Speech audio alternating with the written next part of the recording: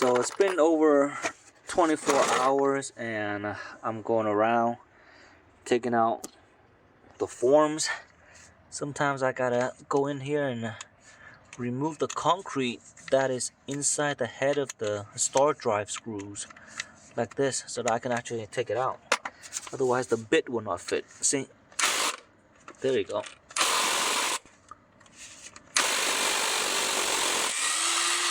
There we go. Yep, so started this process here. I took out some of the forms here, and I'm gonna have to do this all around, so it's gonna take a while.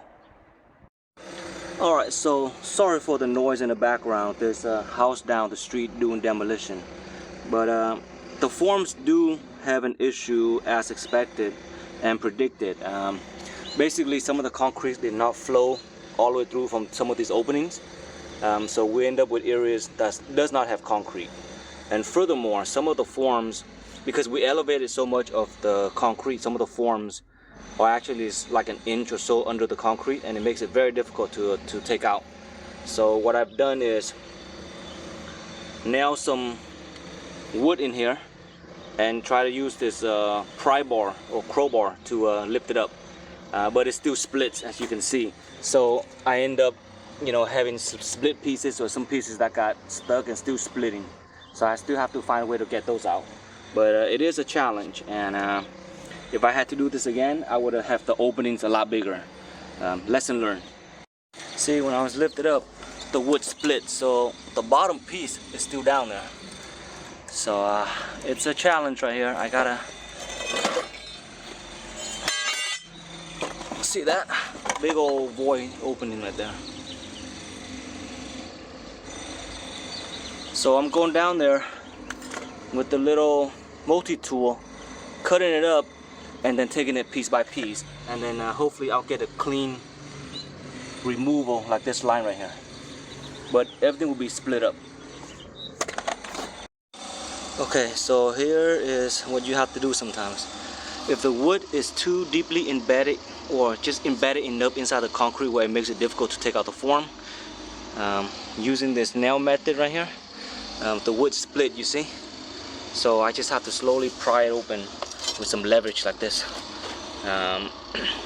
And it's one of those things where you just have to work at it slowly and patiently, because if you try and go at this with like a full head of steam and just a lot of energy, you're gonna be very disappointed with the result. So just slowly and work at it and just take it out. There we go. Yeah, so later on I have to go back in with mortar and fill all this up, because this is not gonna work. I mean, it is gonna work, it just looks really ugly. And as you know, underneath the channel right here, even though it looks like this channel is deep, there's at least 7 to 8 inches of concrete actually down here, between here where the top of the channel is all the way to the bottom. So I'm not worried about the water penetrating it. I just kind of want to smooth it out a little bit to make it nicer. But man, this is a challenge. Going all over here and getting the forms out, it's a lot tougher than I was expecting. Alright, so it has taken me more than half a day, but all the forms have been stripped, and those voids, I'm gonna have to do patchwork later on. I got some mortar mix and some concrete bags, so they will be filled in, and any cracks or areas that are missing, I'm gonna have to fill up some of those cracks and joints too. But at least I got the forms out. It was a lot of struggle, but for safety and for my own personal reassurance, I gotta go back in. Yeah, it's gonna be a lot of patchwork, but that's okay, because the pad right here is gonna take at least a week to fully dry out and cure to the point where I can start putting things on top. And you know, it'll take like a good 30 days for it to fully cure, so no rush.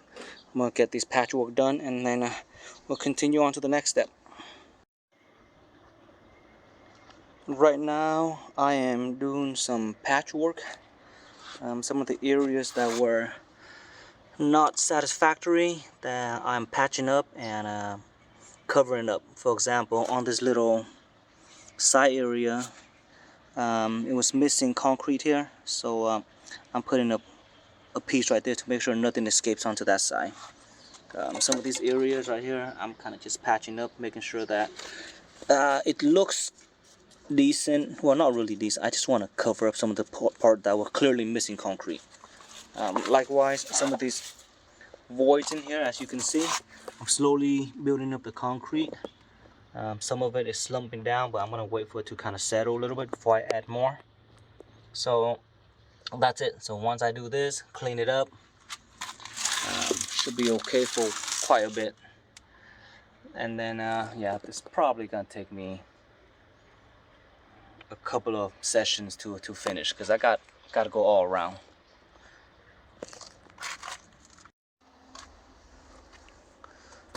Here it is. The patching is complete. It's not a pretty job, but I just needed to cover it up. And along the line here where the form was deep, a little bit deep into the concrete, I also filled it out. Overall, I used about total of 5 bags. 3 bags of concrete and 2 bags of mortar mix. The mortar mix made it a lot easier to fill in some of the little areas because they're much finer sand grains. So it's all around.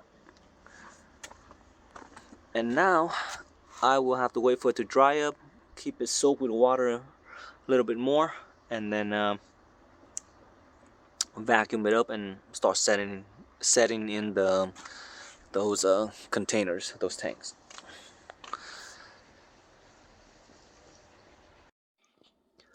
Here is this incredibly large filter that I have to put out there, and it is going to be pump fed, so the filter is going to be above the water level. That means everything has to be elevated. The base has to be sturdy enough to support it, because this thing can hold a lot of water, and when it gets full, it's going to be extremely heavy. So we want to make sure that it's got a good foundation, and I got to do some proper measurement and make that structure underneath this, because we want to place this on top. And I'm thinking this thing is going to be about almost 40-inch above that pad, that concrete pad that I just poured. So if we're looking at the total height of this, after you measure the base of that at about 40, and here's almost 30, so it's going to be 70 feet at the very 70 inch at the top. So we're looking at about almost 6 feet, right? Okay, so the dimension of this one, the depth of it is about 34 3/4, so let's just say 35 inch. But for easy measurement and for the purpose of making the platform, I'm gonna say this is 3 feet in the depth. The length of it is gonna be 44 inch, but like I say, for the sake of making that platform, I'm gonna call it 4 feet. So I have to build something that can support and this thing can sit on. So it needs to sit on a platform that is 3 feet wide and 4 feet long. So that is gonna be the next step. By the way, this is a Seaside Aquatic PP-100. It's a very large filter. It's a setup for pump fed. Now this area right here is gonna be where that base is gonna be built, and I am thinking the best way would be to use 2 cinder blocks like this, which gives me a good 31 inch, 31 and a half inch. With spacing here, I mean ½ inch, so let's make it 32 inch, which is almost 3 feet, which covers the depth of that. And then here what we need is actually 4 feet. 4 feet for the length of it, because it's gonna be the orientation of it is gonna be this way. So these two right here together is only gonna give me 27 inch, which is not enough. But what we're gonna do is put some 4x4 treated wood overhanging this thing, so I think that will be quite strong, and that way we'll have more space underneath the filter for other things. We don't want to build a platform that's 4x3 taking up this whole thing. I think it's kind of pointless.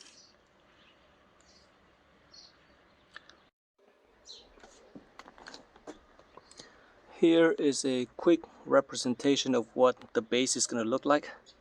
I've decided to use 3 layers of cinder blocks instead of 4. I thought 4 was a little too high. I'm going to build a base here on the footing. Probably put it about 5-6 inches. This one here is 23 inches, as you can see. But once you account for the mortar in between the bricks, that's probably going to bring it up another inch. So that's 24, and a 5-inch base that makes it 29, and then 7 inches from the 4x4 double stack. So that's going to give it about 37 inches, which is pretty good for now. I think I don't want it any higher. Too much height is going to make it more difficult for the pump. But it's going to be a square with just 1 cinder block there and 1 cinder block here as a frame, and then stack up high on the side. I didn't want to make a whole box going all the way up here, because I kind of want to use that little space in between. These things I've like notched extra holes here just so that I can have the concrete kind of act like a whole seamless monolithic pour. That way it gives it more strength. Same with this right here. These have been double notched all the way between those holes right there. Extra pieces will be put to good use. Here's how the footing is going to get that concrete. I had the cinder blocks in between, and I just built an inner frame and an outer frame. Then I'm going to pour the concrete all along here, and then stick the cinder block down, make it nice and even. Pretty simple. The footing itself is probably going to be an extra 5 inches, maybe, yeah, close to 5.5.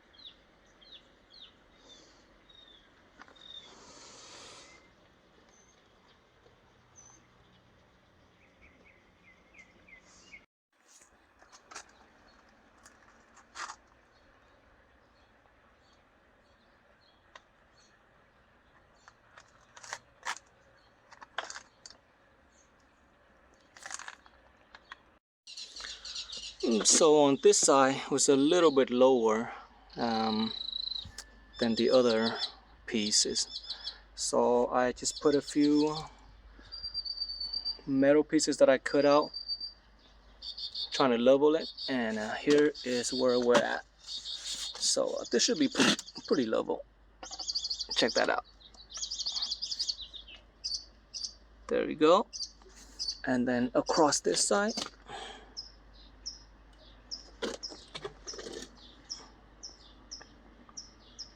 level enough, maybe a little bit high, slightly, but for the purpose it should be okay. And then on top of this right here, it's gonna be a 4x4 40-inch going across, right? And then we're probably gonna have like 8 pieces running perpendicular to it. That's gonna be 4 feet long. So it's gonna come out here, it's gonna overhang from this piece down here about a foot, well, less than a foot, maybe 8 inches out, 8 inches onto that side. So we'll get 4 feet by 3 feet. Notice how I got lazy and I just put tape on here instead of putting mortars in between, because it saves me more time actually. Since I wanted the concrete to bond into the cinder blocks, I decided to do it that way. Later on I'm going to put the 4x4 on top, press it down, drill out some holes, and just bolt it on. Well, I don't even need to bolt it on, I just need to put it on. That's it.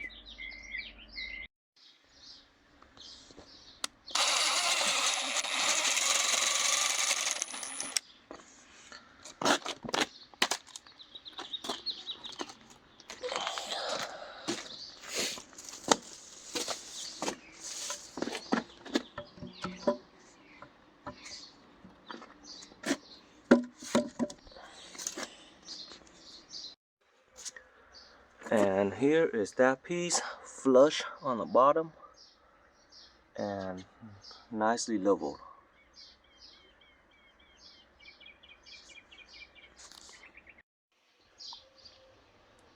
Alright, so I got this in nice and level. I'm gonna move it back and see the other side. Well, I just leave it like this.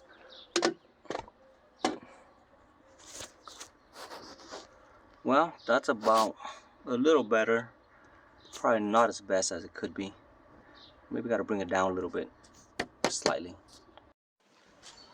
To connect the 4x4 treated lumber to the bottom pieces, I will be using a very special fastener. It's called a headlock.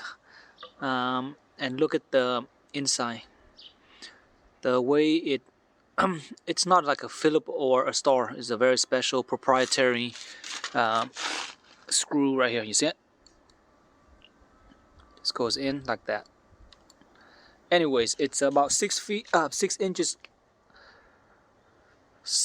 in length, so it should go all the way down here nice and flush. If I screw down hard enough, it should be flush against this right here, so it should be strong. See how nice and flush that is?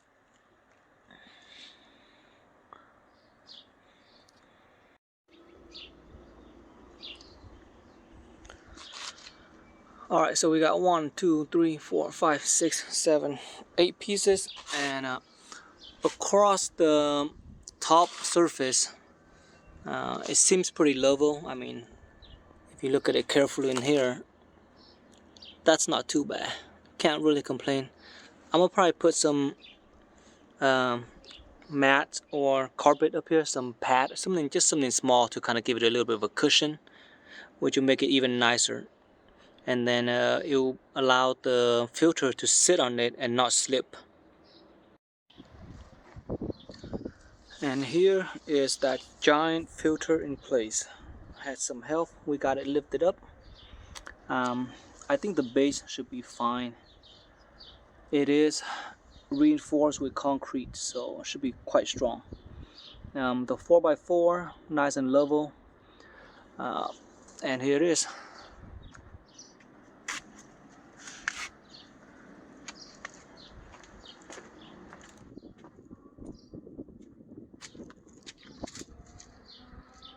It's quite high.